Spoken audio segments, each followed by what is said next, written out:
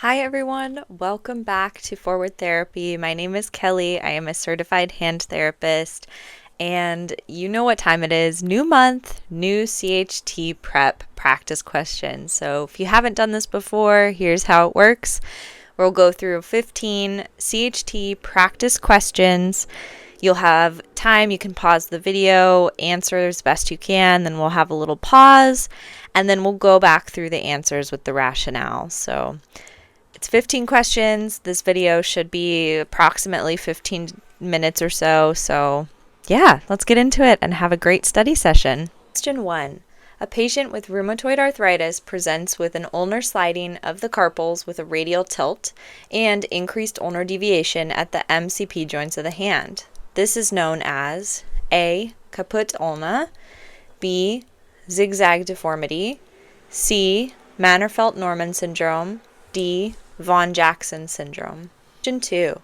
In orthosis fabrication, a material with the characteristic of memory will have the ability to A. Conform to the item it is being molded to, B. Stick to itself, C. Resist stretch, D. Return to its original form. Question 3.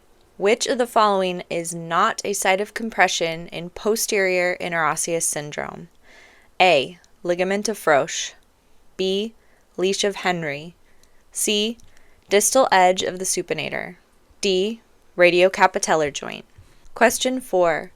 Which of the following criteria is not appropriate to initiate safe early active motion protocol in flexor tendon repair? A. A repair with 2 strands, B. A repair with an epitendinous suture, C. A repair with 4 strands, D. A repair with 6 strands. Question 5. Which of the following would not be an example of a carpal instability dissociative, CID, pattern of carpal instability? A. Lunate triquetrum dissociation, B. Scapholunate dissociation, C. Avascular necrosis of the lunate, D. Perilunate dislocation. Question 6. Which of the following fractures include anterior dislocation of the radial head?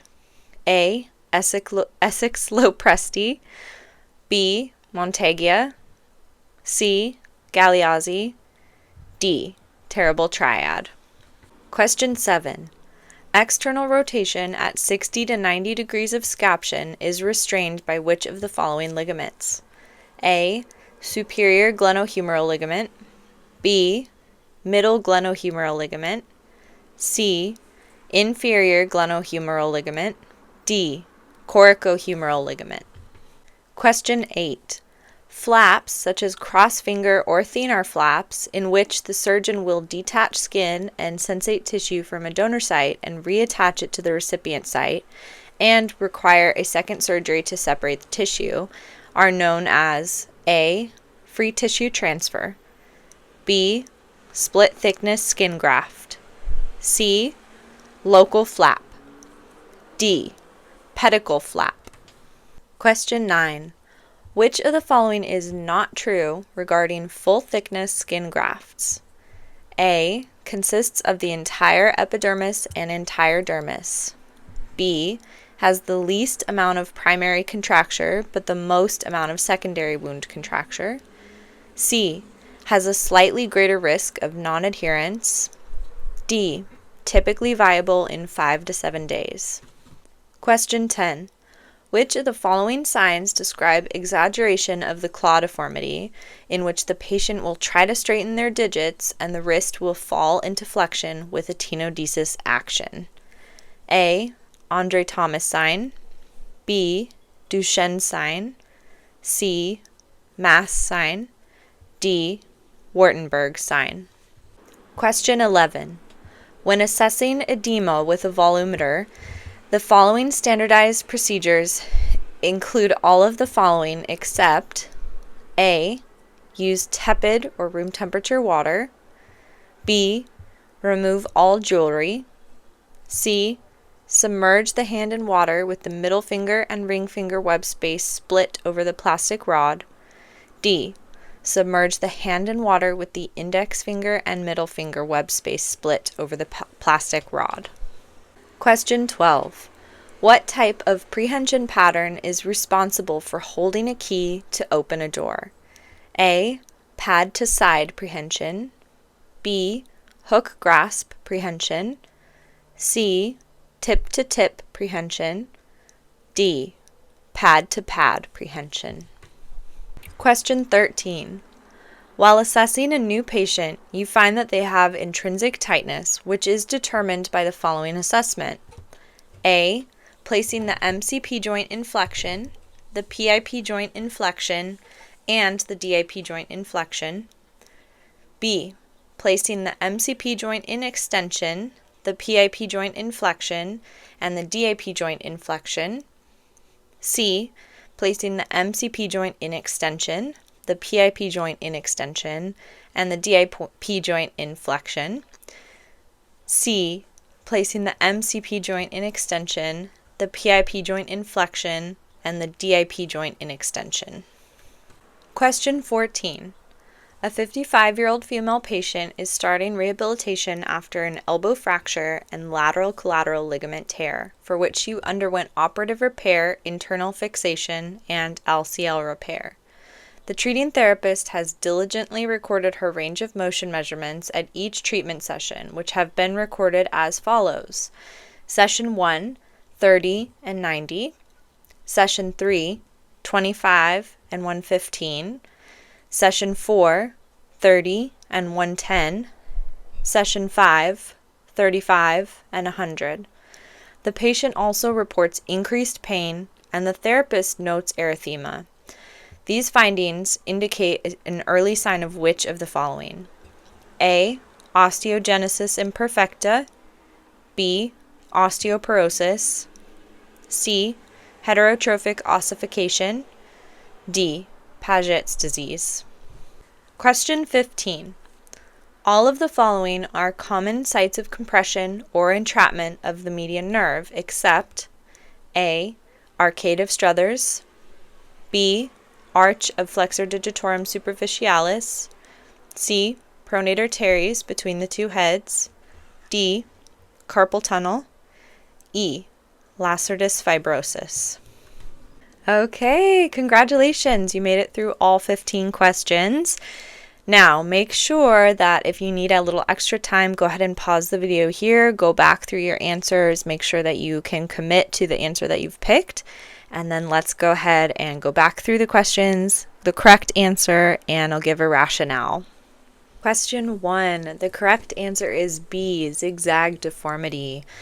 Caput ulna syndrome is dorsal dislocation of the distal ulna, supination of the carpus, and then volar subluxation of the ECU.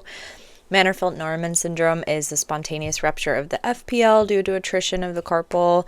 Von Jackson is a spontaneous attrition of the extensor tendon starting with EDM and EDC of the small finger. Question 2, correct answer is D. A is drapability or conformability. B would be bonding. And C is elasticity. Question 3, correct answer is A. The ligament of Frosch is not a compression site in PIN syndrome. The arcade of Frosch would be correct. Question 4, correct answer is A. A 2-strand repair is not strong enough. You need at least 4 to 6 strands with an epitendinous suture. Question 5, correct answer is D. CID is a carpal dislocation between the same row of carpals. Perilunate is actually CIC, which has features of both CID and CIND. Question 6, the correct answer is B. An Essex Lopresti fracture is the radial head fracture with rupture of the interior osseous membrane with instability of forearm and proximal migration of the radius. The Galeazzi fracture is the distal third of the radial shaft fracture with an injury to the DRUJ. And then terrible triad is the posterolateral dislocation and radial head fracture and coronoid fracture. Question 7, the correct answer is C. The superior glenohumeral ligament restrains external rotation of scaption at 0 to 30 degrees. The middle glenohumeral ligament restrains external rotation at 45 to 60 degrees of scaption, and then the coracohumeral ligament restrains external rotation at 0 to 30 degrees of scaption. Question 8, the correct answer is D.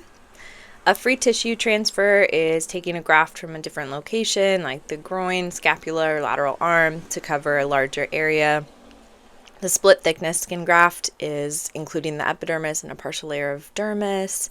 Local flaps come from adjacent sites, such as the Moberg advancement or VY advancement. Question 9, the correct answer is B. A full thickness skin graft has the highest primary contracture and the least secondary contracture. Question 10, the correct answer is A. Duchenne's sign is clawing. Mass is wasting of the palm, and then Wartenberg is when the small finger stays abducted and can't adduct. Question 11, the correct answer is D. That is the incorrect positioning. The standardized position is with the middle finger and ring finger web space split over the plastic rod. Question 12, correct answer is A. It's like a lateral pinch, right? The hook grasp would be kind of like carrying a grocery bag or a briefcase. The tip to tip is the thumb to the index or the middle finger tip of the finger. And pad to pad is sort of the grip that you would use for like tweezers. Question 13, correct answer here is B. That's how you would assess intrinsic tightness. Position A is assessing extrinsic extensor tightness. C would be helpful in testing like ORL tightness. And then D, I guess, would be more of like an isolated joint tightness for the PIP joint. Question 14, correct answer is C. Osteogenesis imperfecta is a genetic condition in which the bones break easily. Osteoporosis is decreased bone density. Paget's disease is a chronic disease of the skeleton with abnormally shaped, weak, and brittle bones. And last but not least, question 15, correct answer here is A. Again, for the median nerve, it's not going to be compressed under the arcade of Struthers. It is the ligament of Struthers, which is actually a pretty rare compression site. Okay, everyone, that is it. Congratulations. You made it through this little study session for the CHT exam. I hope this was helpful. If it was, please give it a thumbs up. Comment below for any suggestions, comments, concerns that you might have, and continuing to wish you best of luck on your CHT prep journey. See you next month.